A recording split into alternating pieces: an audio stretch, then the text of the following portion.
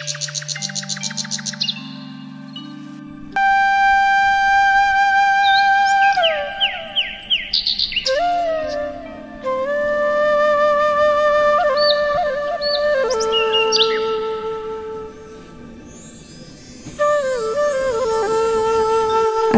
আলাইকুম, কেমন আছেন সবাই? আশা করছি আল্লাহর রহমতে ভালো আছেন। আলহামদুলিল্লাহ, আমরাও ভালো আছি। আমার আরও একটি নতুন ব্লগে সবাইকে জানাই স্বাগতম।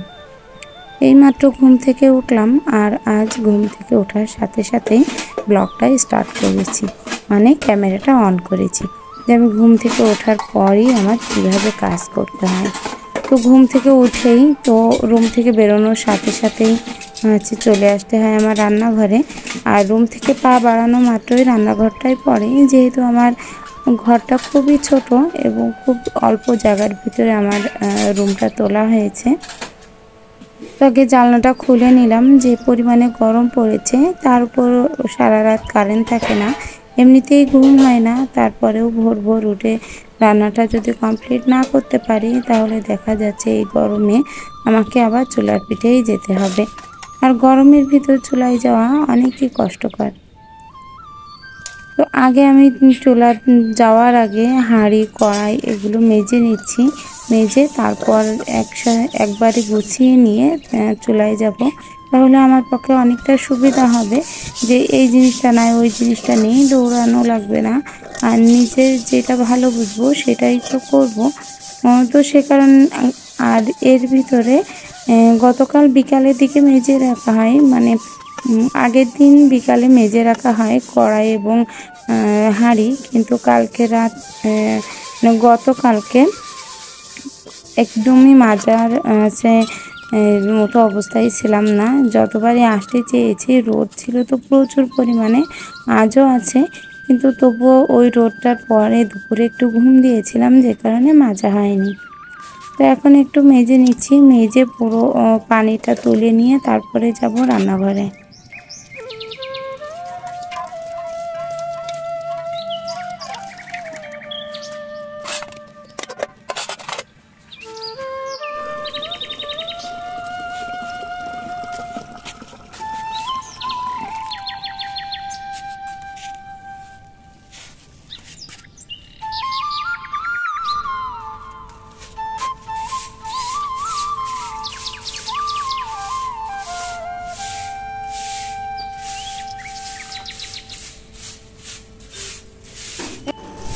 চুলার আশপাশটা ভালো করে ঝাড়ু দিয়ে নিচ্ছি, নিয়ে এখানে একটা বস্তা বিছিয়ে তারপর বসবো। আর এর ভিতর কিন্তু আমার চালটা ধুয়ে দেওয়া হয়ে গেছে।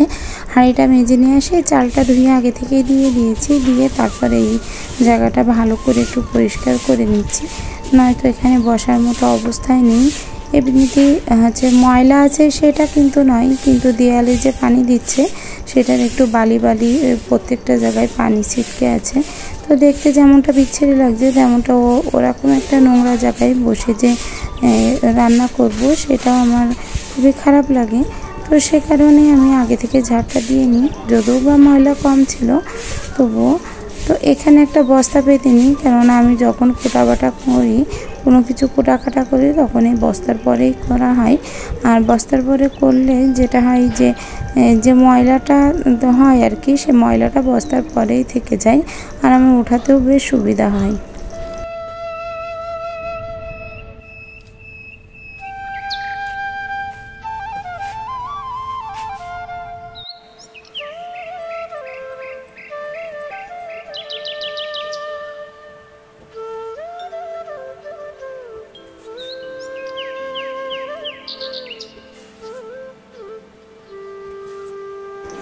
চুলায় চালটা ধুয়ে দিয়ে এসেছি, ধুয়ে দিয়ে এসে তারপর এদিকে রুটিটা তৈরি করছি আমার হাজব্যান্ডের জন্য। তো উনিও অফিসে নিয়ে যাবে রুটি, সে কারণে খুব দ্রুতভাবে হাত চালাতে হচ্ছে।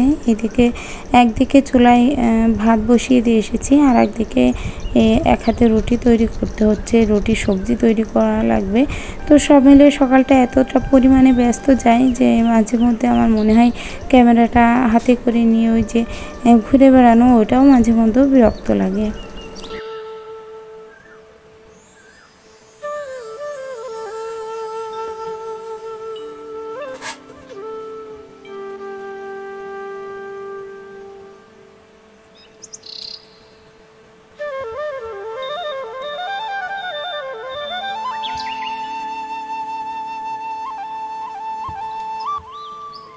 রুটির খামিরটা আগের দিন রাত্রের করা ছিল, মানে আগের দিন সকালবেলা রুটির খামির করেছিলাম, তো বেশ একটু বেঁচে গিয়েছিল, সেটা পলিথিনে মুড়ে ভালো করে ফ্রিজে রেখেছিলাম। কিন্তু ফ্রিজে রাখলে যেটা হয় একদম নরম হয়ে যায়। ঠিক আগের দিন যেভাবে বেলেছিলাম ওইভাবে তো বেলা হয় না, আর অত্যন্ত নরম হয়ে যায় এই ডোটা। তো তবুও কি আর করা, তার ভিতরে অনেক কষ্টে রুটিগুলো বেলেছি, বেলে সেগুলো আবার ছেঁকে ওঠানো অনেক কষ্টের ছিল। সকালটাই এভাবে শুরু হলো, সারাটা দিন যাই হোক টুকিটাকি কীভাবে কাটবে সেটাও বোঝা যাচ্ছে না। বেলতেই যা সমস্যা হয়েছে রুটি, কিন্তু খেতে কিন্তু একদমই সমস্যা হয়নি, কেননা স্বাভাবিক রুটির মতোই হয়েছে আর ফুলেছেও রুটিটা। তো যাই হোক, আমি এবার যদি ডো রেখে দিই ফ্রিজে তাহলে একটু শক্ত করে তৈরি করে রাখবো, যাতে এরকমভাবে নাজেহাল অবস্থা হতে না হয়। সকালে উঠে আসলে এমনিই তাড়াহুড়ো লেগে যায়, তার উপরেও যদি এমনভাবে নাজেহাল অবস্থা লেগে যায় তাহলে কিন্তু তার কথাই থাকে না। অনেক রাগ হয়, নিজের সাথেও নিজের রাগ হয় কেন এটা করতে গেছিলাম। তো সকালে রুটির সাথে দিতে চেয়েছিলাম আলু ভাজি, কিন্তু আলু একটু স্বল্প আছে, মানে কম আছে আলু। তো সে কারণে লাউ দিয়ে লাউ কুচি করে লাউ দিয়ে ভাজি করব, লাউটা ভাজি করে তাই লাউ দিয়ে রুটি দিয়ে দিব। তো ওইটাই আজকে নিয়ে যাবে, কি বলবে কি না বলবে সেটাও বুঝতে পারছি না, কেননা উনি আমার হাজব্যান্ড এরকম আবুল তাবুল কোনো জিনিস খেতে চায় না। রুটির সাথে অনেকে হয়তো আলুর পরিবর্তে একটু পেঁপে অথবা লাউ ঘন্ট খায়, উনি কিন্তু সেটাও খেতে চায় না।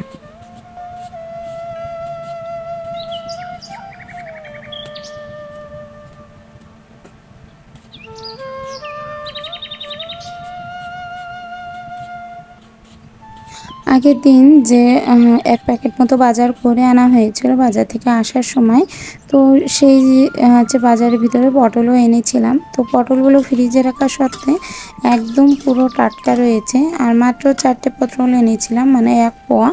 আমার বাসায় তেমনভাবে কেউ পটল খেতে পছন্দ করে না, তো সে কারণে পটলটা একটু কমই আনা হয়। পটল, ঝিঙে এগুলো খুব কম রান্না করা হয়। আর আমার বাসায় সবসময় বেশিরভাগ ওরা ডাল পছন্দ করে, মাংস পছন্দ করে এবং সবসময় ভুনা ভাজি এগুলোই পছন্দ করে, তেমনভাবে একটু ঝোল তরকারি খেতে চায় না। তো যাই হোক, পটল দিয়ে এবার তো মাছ নাই, কি করব। তো এমন হয় মাসের শেষের দিকে মাঝে মধ্যে দেখা যাচ্ছে যখন মাছ থাকে তখন হয়তো সবজি ম্যানেজ হয় না, সবজি তেমনভাবে থাকে না। আবার দেখা যাচ্ছে যখন সবজি থাকে তখন মাছ থাকে না। এটাই মধ্যবিত্ত পরিবারের একটা সংসার, যেখানে নুন আনতে পান্তা ফুরায়। আমরা হয়তো বুঝি নুন আনতে পান্তা ফুরায়, অনেক গরিব লোক, কিন্তু না, তারা তো রেগুলারভাবে তাদের দিনমজুরি পায়, তাদের তেমন একটা সমস্যা হয় না, কিন্তু সমস্যা হয় এই আমাদের মতো মধ্যবিত্ত পরিবারের লোকের। যারা আমাদের মতো মধ্যবিত্ত পরিবারে নিয়ে চলাচল করতে হয়, যাদের আর্থিক অবস্থাটা একদম ধরাবাঁধা, নিজের স্বামীর যতটুকু স্যালারি পায় সেটার উপরেই ডিপেন্ড করে এবং দেখা যাচ্ছে যে আউট কোনো ইনকাম নেই, তাদের খুব হিমশিমভাবে চালাতে হয় এবং মাসের শেষেরটাও কিন্তু বেশ করুণই যায়। তো যাই হোক, মাছটা ফুরিয়ে গেছে আর বেতন না পাওয়া পর্যন্ত তো বাজার হবে না, তো সে কারণে ডিমটা ভাজি করে নিচ্ছি, যে আমি ডিমটা পটলের ভিতরে দিয়ে দিব, তাই পিস পিস করে কেটে পটল দিয়ে ডিম দিয়ে রান্না করে রাখবো। পুরো রান্না কমপ্লিট হয়ে গেছে, এর ভিতরে মেয়েটাও উঠে পড়েছে। তো যেহেতু আমি সকালের দিকে রান্না করি, তো আপনারা বিরক্ত হন কেন বলতে পারবো না। যদি বিরক্ত হন তাহলে অবশ্যই আমাকে জানাবেন যে আমরা এরকম সকালের দিকে রান্নাটা দেখতে বিরক্ত হয়েছি। আসলে আমি যেভাবে আমার জীবন, যেভাবে আমার লাইফটাকে আমি চালাই, খুব সাধারণ, ঠিক সেভাবেই আপনাদের কাছে তুলে ধরি। খুব অসাধারণভাবে তুলে ধরার মতো পরিস্থিতি আমার নাই। আমি যতটুকু করব আমার সন্তান, আমার স্বামীকে সময় দিয়ে, তারপর আমার ইউটিউবের কাজ, তো সব মিলিয়ে যতটুকু পারি দেওয়ার চেষ্টা করি। যদি এটার থেকেই আমার কপালে যদি রিজিক লেখা থাকে, এটার রিজিক, তাহলে অবশ্যই আমি পাবো। আর যদি আমার কপালে রিজিক লেখা না থাকে তো আমি হাজার চেষ্টা করলেও হয়তো এগোতে পারবো না।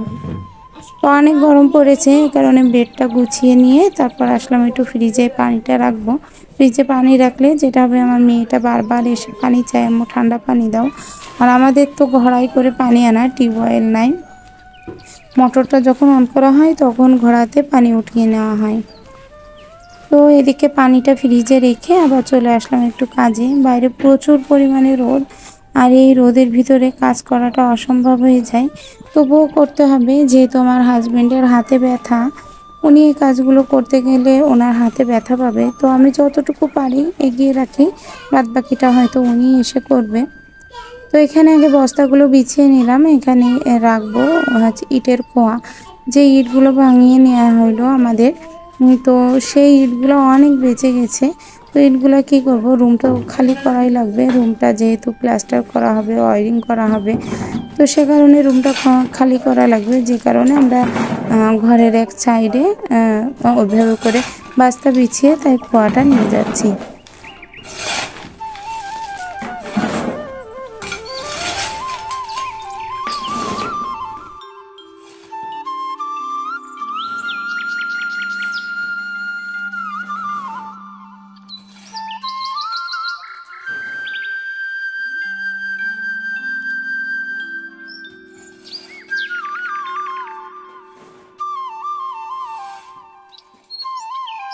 প্রথমে একা একা করেছিলাম, কিন্তু তারপর কাজটা আমার ভাইও করেছে।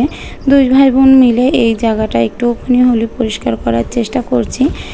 দেখা যাক 2 দিন থেকে 3 দিন যদি এই হচ্ছে খোয়াটা এভাবে নিয়ে যেতে পারি, তাহলে হয়তো হচ্ছে এটা ফুরিয়ে যাবে এবং আলাদা করে আর কারণ নেওয়া লাগবে না।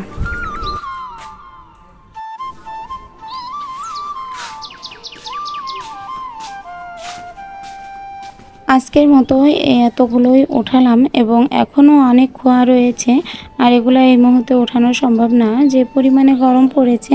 আর এভাবে টানতে গেলে হয়তো অসুস্থ হয়ে পড়ব। তো সে কারণে যতটুকু পারলাম করলাম, আর বাদ বাকিটা ভাবছি কাল করব।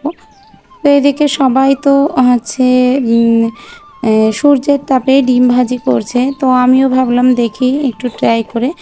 যেহেতু এই পাত্রগুলো কিন্তু আগে থেকে বসানো ছিল না, কিভাবে রাখতে হয় সেটাও জানি না। তো পাত্রটা মেজে তারপর আমি রোদে দিয়েছিলাম। তো সে কারণে দেখছি যে একটু গরম হয়ে গেছে, তা সামান্য একটু সরিষার তেল দিয়ে দিলাম, যে দেখি তাতে ডিম ভাজি হয় কিনা। আদৌ কি ডিম ভাজি করে খাওয়া যায়? এটা কি সম্ভব, যত তাপমাত্রা বাড়ুক না কেন? তো এখানে আমি ডিমটা গলিয়ে দিয়ে দিয়েছি। হালকা হালকা একটু সাদা সাদা দেখা যাচ্ছে, আর একটু বুটবুটি মতো হয়েছে। এই যে সাদা সাদা মতো হয়ে যাচ্ছে ডিমটা, কিন্তু সম্পূর্ণভাবে কি ডিমটা ভাজি হয় সেটা একটু দেখার পালা। তো এইদিকে হচ্ছে ছাদে ওইটা রেখে আসছি, 2-5 মিনিট থাকতে লাগুক। আর এদিকে আমি চলে আসছি রুমের ভিতরে। এসে পুরোটা রুমে যে এই জায়গাটা নোংরা, আর আমার খুব ক্ষুধা লাগছিল, যেহেতু অনেক কাজ করেছি। তো ভাত তো খাওয়া যাবে না, আর এই মুহূর্তে ভাত খেতেও ভালো লাগছে না। তো সে কারণে মুড়ি এবং তরকারি দুইটা একসাথে নিয়ে তারপর আমি খাবো, সেই জন্য আলাদা করে নিয়েছি। আর এই টিফিন বাটিতে একটু কাঁঠাল সিদ্ধ আমি ফ্রিজ থেকে নামিয়ে রেখেছি খাওয়ার জন্য। আর এই সেলফটা একটু ভালো করে পরিষ্কার করে নিলাম। এরপর পুরো যে বাসন পত্রগুলো আছে সেগুলো সুন্দর করে হচ্ছে মেজে নিব। ছাদে পরে যে ডিমটা দিয়েছিলাম সেই ডিমটার ফাইনাল লুক এটা। তো এটা কিন্তু আমি অনেক পরে নিয়ে এসেছি, প্রায় 20 মিনিট মতো পরে। তো তারপরেও দেখুন এমনটাই হয়েছে। সঠিক ভাজা কিন্তু হয় না, যতই বলা হোক না কেন যে ডিমটা ভাজা যায়, তো এটা হচ্ছে কখনোই সম্ভব না। আর সকালে যে লাউটা রান্না করেছিলাম সেটাতে মাছ দেওয়া হয়নি, তো সে কারণে এখন মাছটা হচ্ছে আলাদা করে কিনে নিয়ে আসা হলো, যেহেতু মাসের শেষ হয়ে গেছিলো। তো সে কারণে হচ্ছে ডিমটা দিয়ে একটু তরকারি রান্না করেছিলাম, কিন্তু লাউ তো মাছ ছাড়া ভালো লাগে না। তো আমি আমার ভাইয়ের কাছে অল্প কিছু টাকা দিয়েছিলাম যে মাছটা নিয়ে আসো, ও মাছটা এনে দিল। তারপর ও মাছটা এনে দেওয়ার পরে লাউ তরকারিতে মাছটা দিয়ে দিলাম। দেওয়ার পরে যত থালা বাসন ছিল একবারে সব মেজে ধুয়ে কমপ্লিট করে গুছিয়ে নিব। গুছিয়ে তারপর হচ্ছে দেখা যাচ্ছে গোসল করে নিয়ে রুমটা একটু ঝাড়ু দিব, মুছবো। তারপর বিকালে হয়তো একটু ঘুম দিব। খাওয়া দাওয়ার পর তারপর সন্ধ্যার সময় আবার উঠে একটু নাস্তা তৈরি করে মেয়েকে নিয়ে পড়তে বসাবো। আসলে এত বড় একটা জিনিস আরও যদি ভিডিও করতে যাই তাহলে দেখা যাচ্ছে আমার ভিডিওটা আরও বড় হয়ে যাবে। অনেক বড় হয়ে যাবে। এমনিতেও অতটা বড় ভিডিও দেওয়া আমার খুব অল্প ছোট্ট আছে চ্যানেল, এর ভিতরে এত বড় ভিডিও দেওয়া সম্ভব কিনা জানি না, মানে কেউ দেখবে কিনা সেটাও জানি না। তো যাই হোক, আমার আজকের ভিডিওটি যদি আপনাদের ভালো লেগে থাকে তাহলে অবশ্যই একটা লাইক দিতে ভুলবেন না। আপনাদের একটা লাইকে আমাকে অনেকটা মোটিভেট করে। আজকের ভিডিওটা এখানেই শেষ করছি। দেখা হবে নতুন কোনো ভিডিওতে। ততদিন সবাই ভালো থাকবেন, সুস্থ থাকবেন। আল্লাহ হাফেজ। আর সন্ধ্যার সময় তৈরি করে এসেছিলাম সিমাই, তো সেটার ছোট্ট একটুখানি ভিডিও আপনাদের সাথে শেয়ার করলাম।